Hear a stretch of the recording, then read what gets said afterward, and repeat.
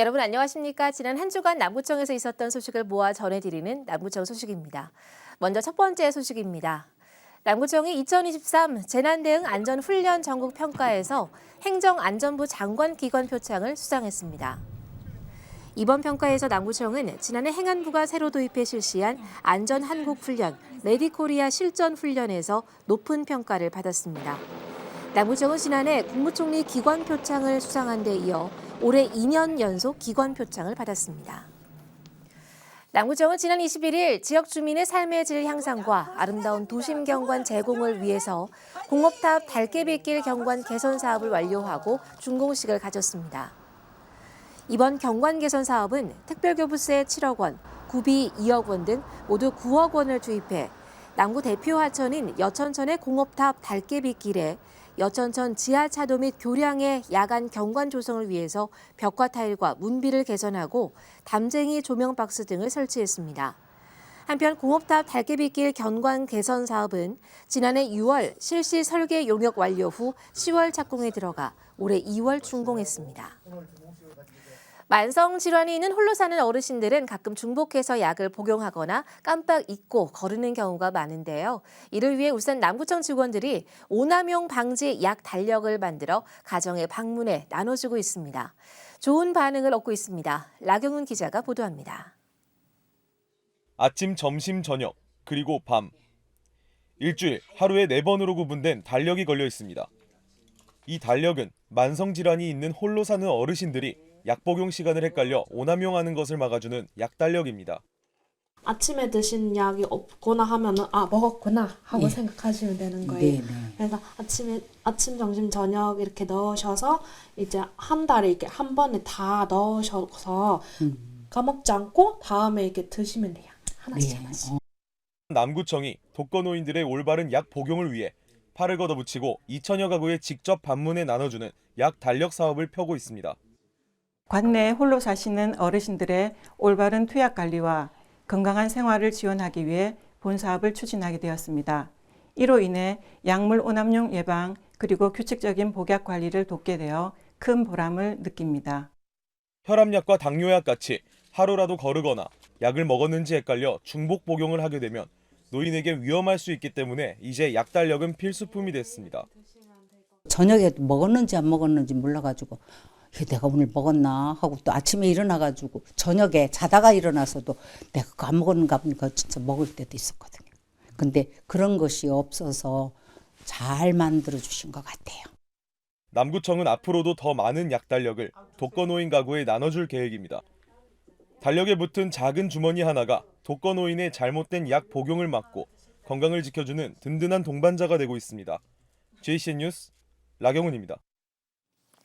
남구청이 고독사 예방 지원 사업을 본격 시행합니다. 남구청은 지역 전체 세대의 38%에 해당하는 5만 4천여 세대가 1인 가구로 나타남에 따라 이들 1인 가구들을 대상으로 사회적 고립 또는 고독사 위기 가구를 발굴한 뒤 다양한 복지 서비스를 제공하기로 했습니다. 남구청은 해당 가구 주민들을 상대로 정기적으로 대면 또는 비대면으로 안부를 확인하고 생필품을 전달하는 등 다양한 사업들을 추진해 나갈 계획입니다.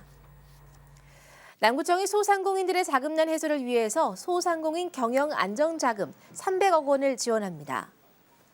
이번 지원 사업은 2월과 7월에 각각 총 150억 원씩 공급해 높은 금리 등으로 경영 환경이 어려운 소상공인들을 지원하게 됩니다.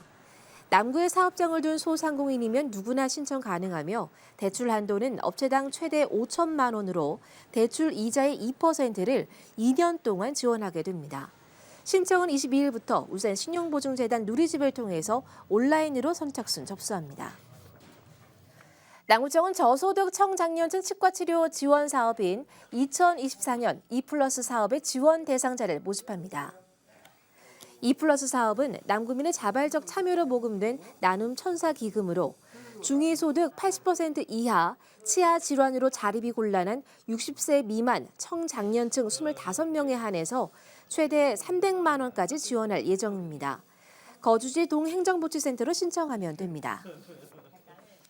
장생포 문화창고는 2024년 울산 작가 지원 사업으로 3층 전시 공간을 공모로 대관합니다.